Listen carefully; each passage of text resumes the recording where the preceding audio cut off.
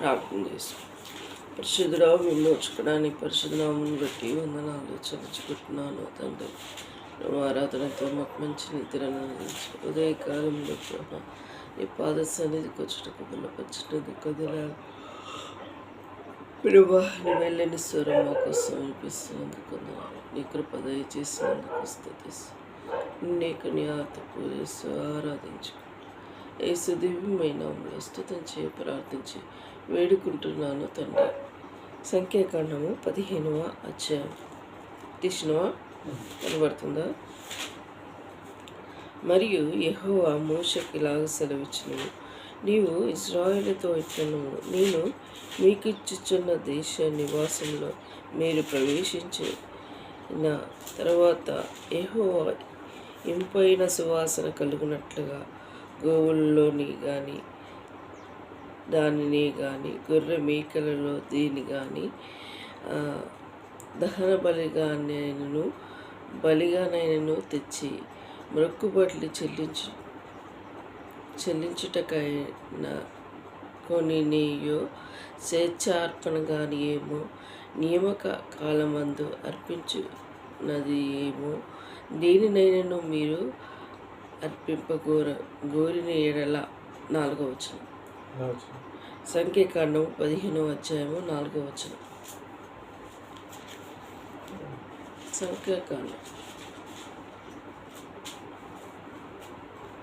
4వ వచనం. యెహోవా అర్పణలు అర్పించువాడు ముప్పవు నూనెతో కడగబడిన 2 పళ్ళాలు పిండిని నైవేద్యముగా తేవలను. ఒక్కొక్క గొర్రెపిల్లతో కూడా దహన బలి మీదనే బలిపీఠము పూయుటకై మొప్పపు ద్రాక్షరసమును పానార్పణగా సిద్ధపరచవలెను. పొట్టేలతో కూడా బలి నూనెతో కలపబడిన 4 పండ్ల పిండి నైవేద్యముగా సిద్ధపరచవలెను. 10 ద్రాక్షారసమును ప్రాణార్పణముగా తేవలను, అది యెహోవాకు ఇంపైన సువాసన. మొక్కుబడిని చెల్లించుటకైనను యెహోవాకు సమాధాన బలం అర్పించుటకైనను నీవు దహన బలినైనను కోడెదూడ సిద్ధపరిచిన ఎడల ఆ కోడెతో కూడా పడిన నూనె కలపబడిన 6 పళ్ళపు గోధుమ పిండిని నైవేద్యంగా అర్పింపవలెను. మరియు యెహోవాకు ఇంపైన సువాసన గల హోమముగా పడినర ద్రాక్షరసము ప్రాణార్పణగా తేవలను. ఒక్కొక్క కోడితో కూడను ఒక్కొక్క పొట్టేలుతో కూడను గొర్రెలలోని దైనను మేకలలోని దైనను ఒక్కొక్క పిల్లతో కూడను అలాగూ చేయవలను. మీరు సిద్ధపరిచిన వాటి లెక్కను బట్టి వారి లెక్కలో ప్రతిదానికి అట్లు చేయవలను. 13.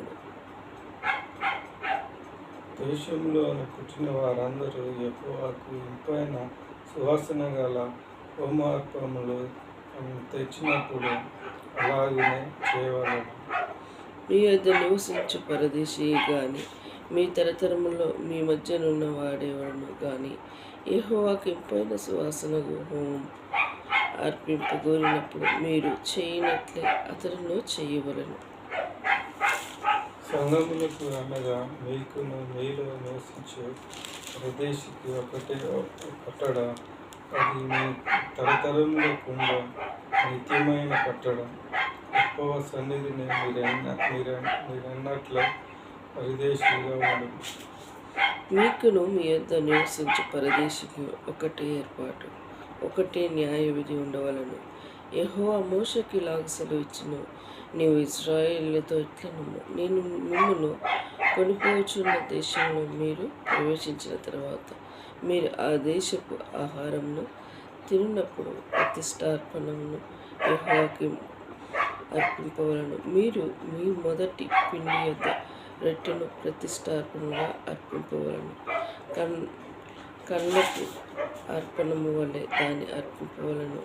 మీ తరములకు మీ మొదటి పిండి ముద్దలో నుండి ప్రతిష్టార్పణను యెహోవాకు అర్పింపవలను. యెహోవా మోషేతో చెప్పిన ఈ ఆజ్ఞలన్నిటిలో అనగా యెహోవా ఆజ్ఞాపించిన దినము మొదలుకొని అటు పైన ఈ తరములకు యెహోవా మోషే ద్వారా మీకు ఆజ్ఞాపించిన వాటిలో పొరపాటు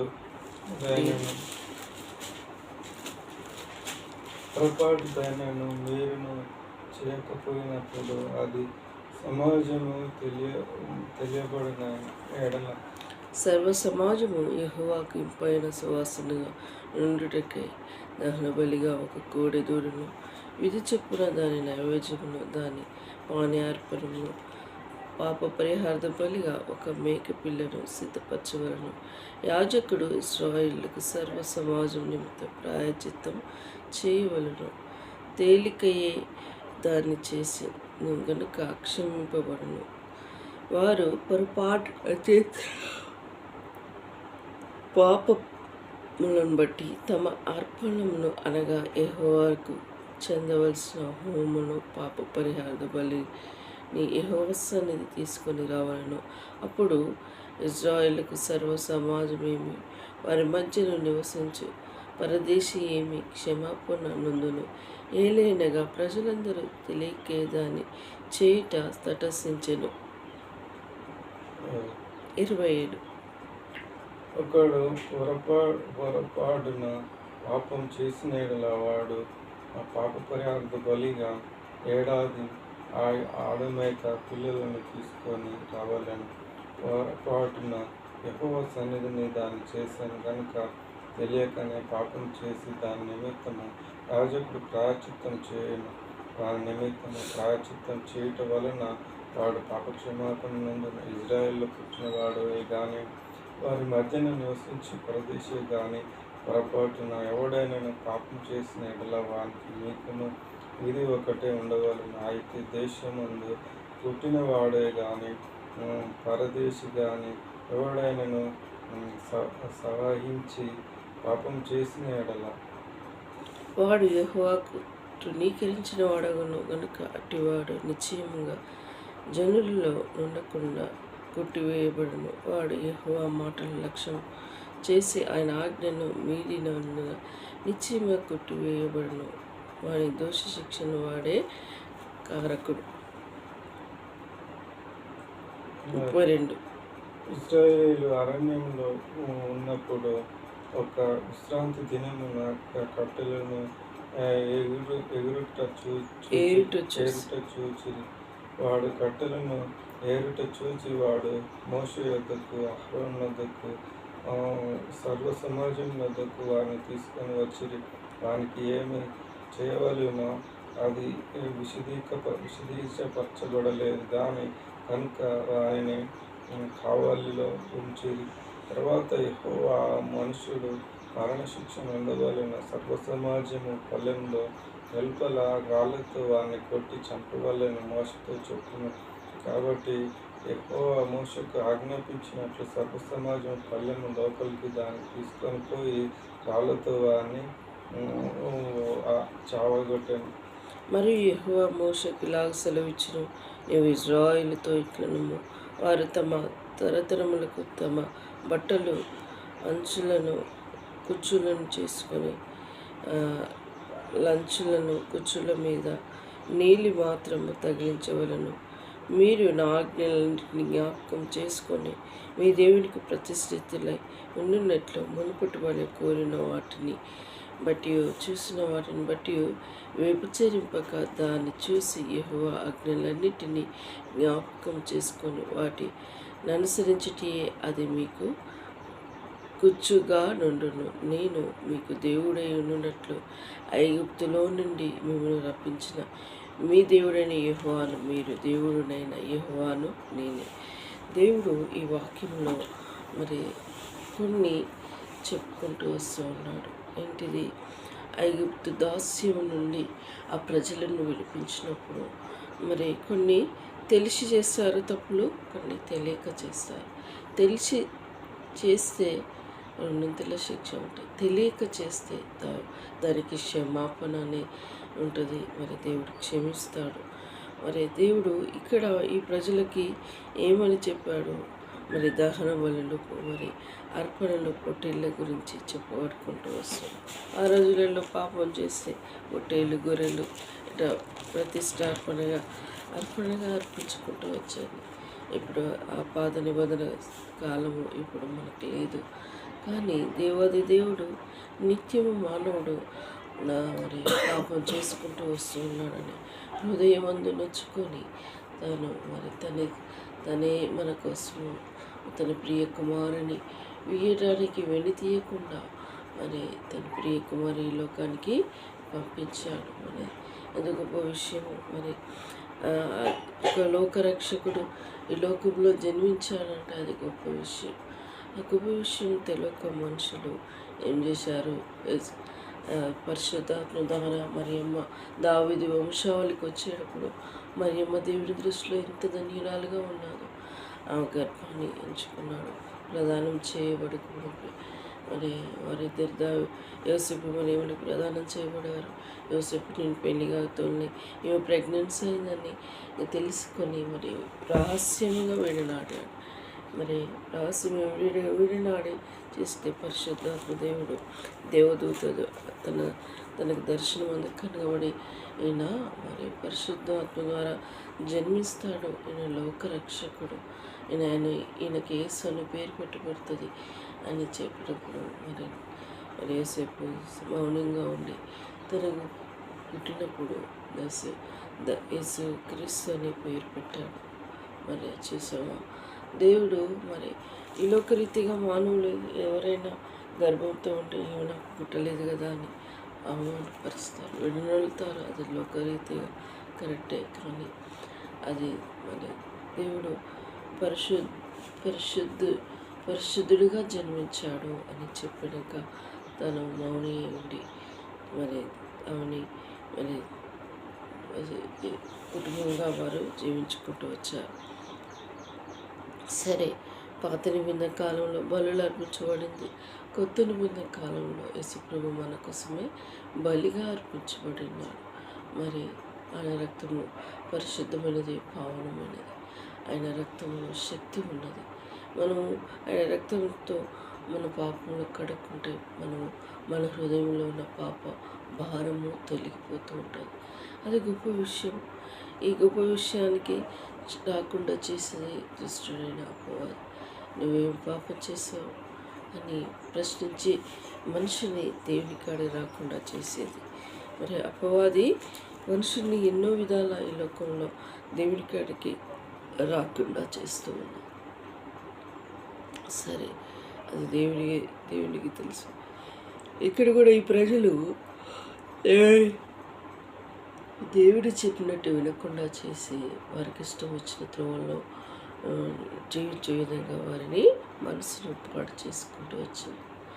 సరే, మరి దేవుడు మరి ఆయన ప్రేమ చూపిస్తాడు, కానీ చూపించే సమయంలో చూపిస్తాడు.